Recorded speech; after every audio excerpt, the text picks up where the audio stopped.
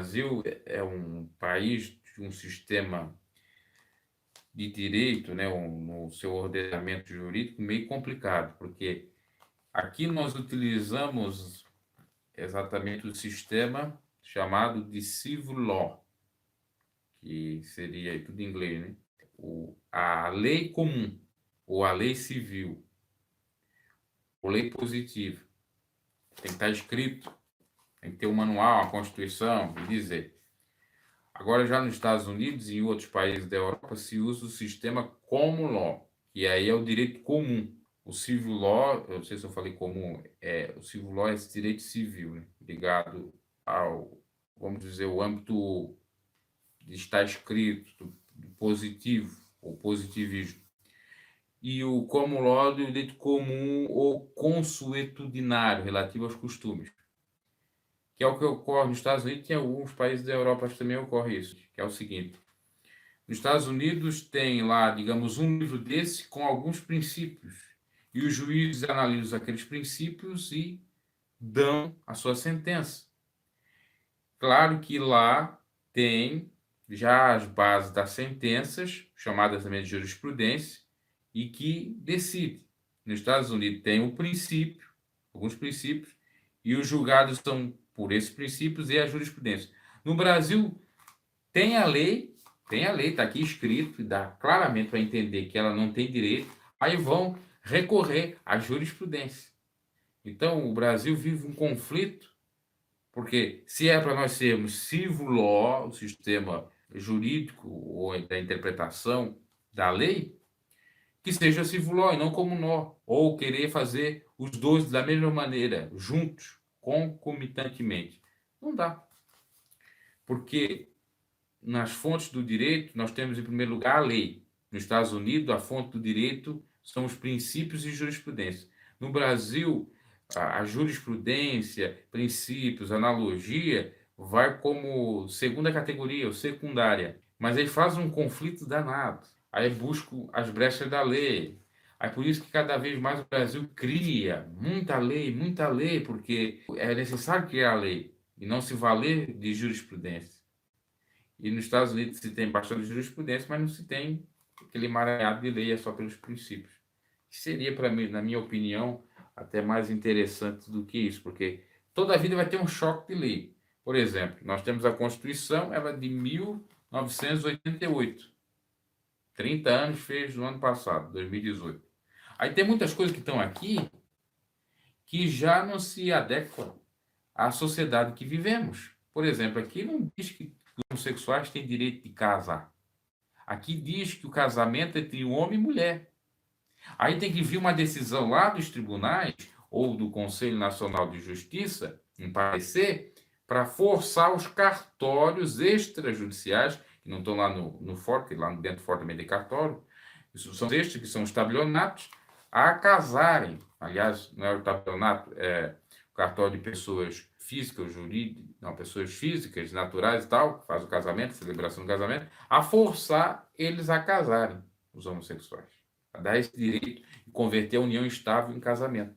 Mas aqui na Constituição, como ela é de 88, está claramente que não pode. Tá? Vamos até ler, se não fosse dizer em Bíblia, é o versículo, é o artigo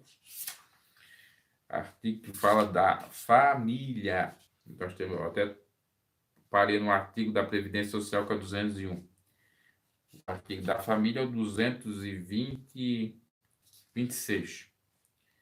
A família é a base da sociedade, tem especial proteção do Estado. Brasil, ok. O casamento é civil e gratuito a celebração, então para casar não precisa pagar, né? Principalmente se comprovar a situação de pobreza, né? Fazer uma declaração, ou se tiver, né? Às vezes nem precisa de declaração de hipossuficiência, bem como não só o casamento é gratuito, a celebração, como também registrar o nome da criança. O casamento religioso tem efeito civil no sistema da lei. Para efeito da proteção, é reconhecido. Aí vem o parágrafo terceiro. Para efeito da proteção do Estado, é reconhecida a união estável entre homem e mulher, como entidade familiar. Homem e mulher, não fala aqui outro gênero.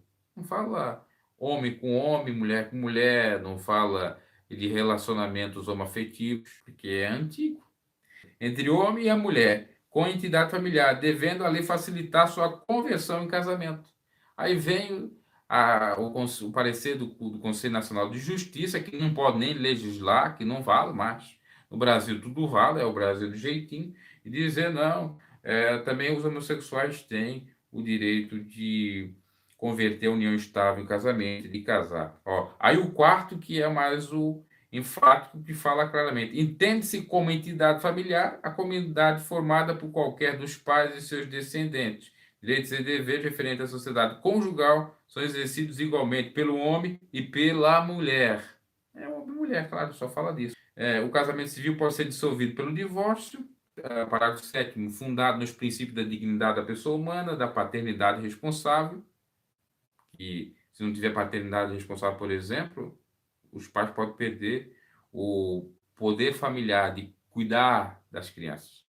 O planejamento familiar é livre decisão do casal, a questão de ter filhos ou não, questão financeira, etc. Como lidar com isso, competindo ao Estado propiciar recursos educacionais para as crianças e científico ao exercício desse direito, vedado de qualquer forma coercitiva por parte de instituições oficiais ou privadas. Aí vai seguindo, né, falando sobre a família, pois é dever da família, da sociedade, do Estado assegurar à criança, ao adolescente e ao jovem com absoluta prioridade, direito à vida, à saúde, à alimentação, à educação, ao lazer, à profissionalização, à cultura, à dignidade, ao respeito, à liberdade, à convivência familiar e comunitária, além de colocá-los ao salvo de toda forma de negligência, discriminação, exploração, violência, crueldade e opressão. E aqui vai falar do ECA, depois mais adiante e tal.